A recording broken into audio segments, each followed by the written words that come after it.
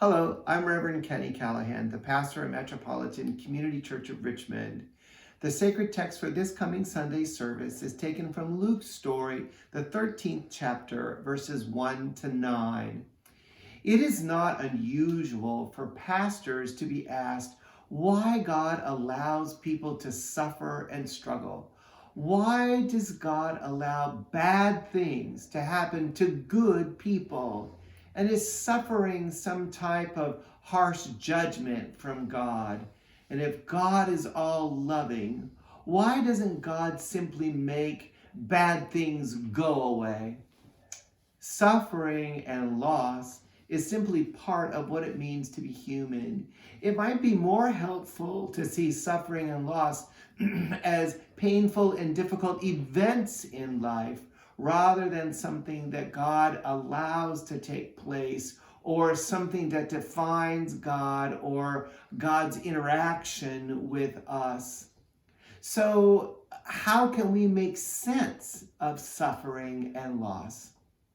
I think by simply understanding and claiming that God is with us, that God understands our suffering and what that kind of suffering is like, that God has promised to redeem all things, including our suffering, that suffering and injustice do not have the last word in our lives or in the world, and that God will keep waiting for us and keep urging us to turn away from our self-destructive habits to be drawn again into the embrace of a loving God.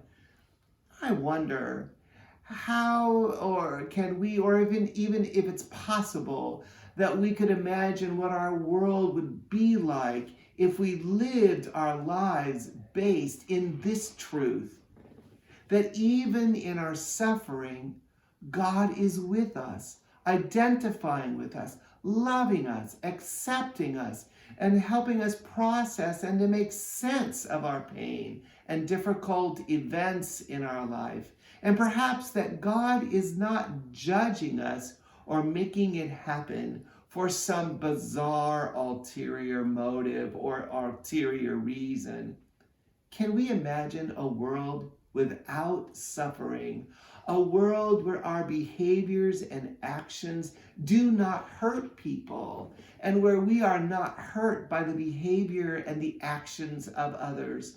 A world where people are faced with calamity and suffering, and when they experience such events, that they are reminded of God's loving embrace and justice. A world when people make mistakes and bad choices, they are not discarded by themselves or others, but given the opportunity to make amends and given a second chance. A world where love and justice mean that second chances are abundant and limitless. A world where people get what they need to thrive as the beloved of God. A world where people are affirmed for who they are and celebrated as beautiful, unique, brilliant individuals made in the image of an all-loving God. This world, God's world, has never been so needed as it is right now, today. The question is, how will we work as individuals and as a community to help make this image of our world become a reality?